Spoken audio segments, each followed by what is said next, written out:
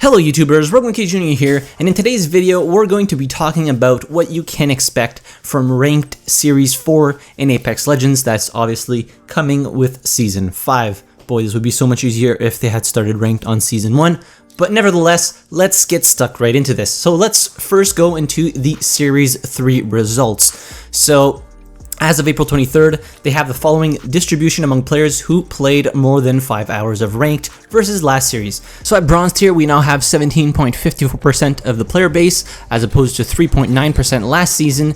Silver, 27.2% as opposed to 29.1%. Gold, 33.72% as opposed to 35.3%. Platinum, 18.82% as opposed to 23.6%. 2.51% Diamond as opposed to 7.1%. And Master, 0.2%. Apex Predator, 0.2%. So remember that Apex Predator is simply the top 500 per platform of players in the top pool. This second split seems to have left many more players in Bronze, even when filtering out players who played less than 5 hours, but the breakdown of higher tier players is feeling like a more appropriate skill distribution. So reward competitive players for the time they invest in Apex Legends. So last series we introduced the concept of limited time dive trails as cosmetic rewards. This continues to feel like the right approach, as the real reward for ranked play is the ranking you earn yourself. We'll continue to track how dive trails are being used and report more next season. Ensure competitive integrity through skill-based matchmaking. So the RP-based matchmaking continues to create the high-pressure climb near the top of each division. This is working as intended and will persist. Top-tier Apex Legends players compete at the highest level of skill. So Master tier successfully let us keep only the best players in the world in the Apex Predator tier. We're happy with the competition this drives and also the prestige that earning and keeping Apex Predator now connotes. Series 3 rewards. So here's a preview of the Series 3 ranked rewards you'll be earning when the season changes. What's not changing in Series 4, so the ranked series split, so they won't see any changes to the ranked split system. Changing maps and the soft RP reset both performed well and kept things interesting over the whole season. As with last season, we'll change maps around midway through the series. We'll be starting with King's Canyon, then moving to World's Edge with the planned split reset on June 23rd. So scoring, entry RP cost, and assists. These systems are all feeling pretty solid now, so we'll be leaving them alone and keeping an eye on ladder progression throughout the next series. And I do agree, I think the scoring, entry RP cost, and assists is in a pretty damn good spot right now for ranked in Apex Legends. Most important part of this video, in my opinion, a review of loss forgiveness. So we've seen a lot of questions around loss forgiveness in the past couple of seasons, so we wanted to take this opportunity to go into more detail about how it works. As a quick summary, if you're wondering if you're eligible for loss forgiveness in a match, you can bring up the leave match menu before you've been eliminated. If it says this, leave match, so you can see the screenshot on screen right now, you're free to leave. If you see either of these, however, leave match, abandoning your squad may trigger a delay in matchmaking. Really leave or leave match, you can still be respawned by your teammates. Leaving now may result in penalties. You will get an abandoned penalty if you choose to leave. For more details on what grants loss forgiveness, here's a breakdown of the rules involved. So loss forgiveness, a state we grant you where any RP losses you might have are zeroed out. For example, in a diamond match where you came in the last place but had 2 kills, you would normally have a negative 28 adjustment to your RP, so minus 48 from the diamond entry cost plus 20 for kills for a net loss of negative 28. With loss forgiveness, however, you would have a net loss adjusted to 0. However, this will only apply if you stand to lose RP from the match. If you had 5 kills and loss forgiveness, your RP would still be net plus 2. Abandon, leaving a match before it is over for you, while you do not have loss forgiveness before it is over for you, is defined as the player is still able to play. Example, you are still alive or you are dead but waiting to be respawned. A notable exception to this is if your banner has been picked up and you have not respawned within 2.5 minutes, you will not be considered abandoning if you leave. So this is super important. I see a lot of people saying, well, they weren't picking up my banner or they just kept it on me so I left and still got an abandoned penalty. The magic number here is 2.5 minutes. So you can, as soon as they pick up your banner, you can start a timer, 2.5 minutes. If they haven't respawned you by then, you can leave without getting any penalties. Abandon penalty. The normal penalty for an abandon that isn't forgiven is 1. Zeroing out all gains a player would have had in the match.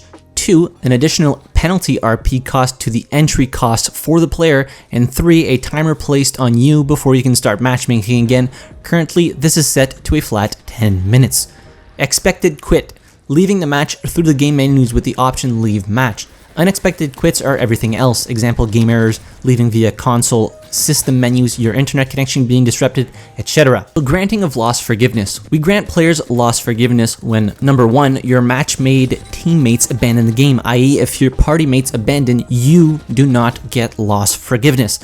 When you get to the start of the drop sequence and you never had 3 teammates, when you have an unexpected quit, there are limits to how often we give this. See the next section for details. So loss forgiveness for unexpected quits. The first time in a ranked series a player gets an unexpected quit that might be considered an abandon, example your internet went out, etc., we give you loss forgiveness. The second time onwards an unexpected quit occurs, we ask, has a player had an unexpected quit that might be considered an abandon in the past 24 hours? If not, free loss forgiveness is granted.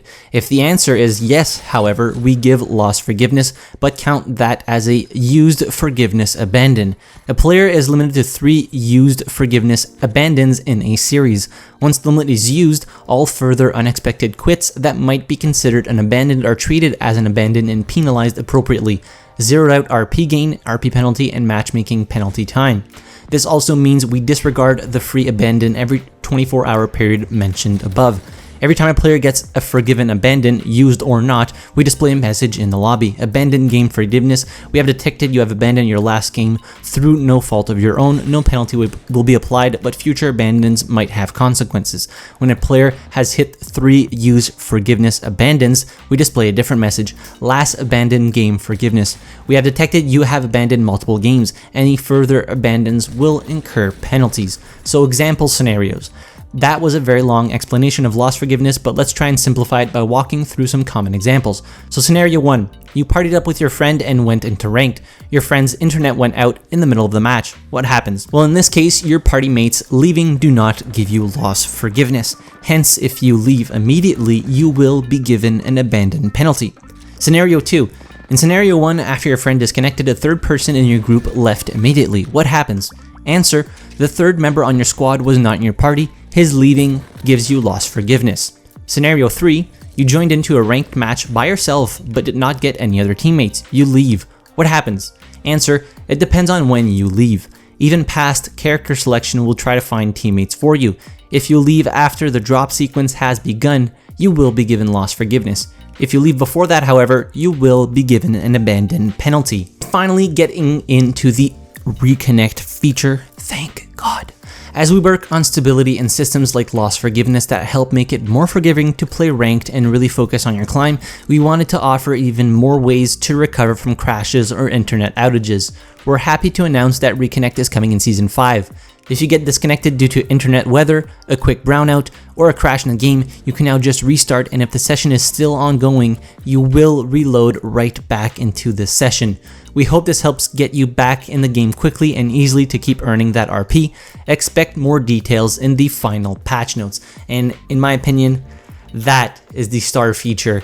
Reconnect has been long asked for because before there were a lot of CodeNet and CodeLeaf issues that were completely out of your hands, and then if you were playing with a party, those 2 people were left, just 2-manning it till the end of the match, which really sucked, and you were stuck in the lobby until they finished the game. So the Reconnect feature is very, very welcome.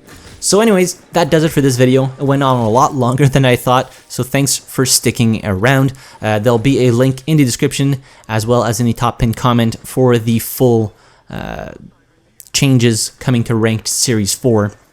So if you want to go read them or check them out for yourself, feel free to do so. Let me know what you think of Ranked Series 4. How did you do in Ranked Series 3? Put all that in the comment section down below. Hit the like button if you enjoyed the video. Subscribe to the channel if you haven't already. And as always, thank you very much for watching. I really appreciate it, and I'll see you guys in the next video. Have a good one.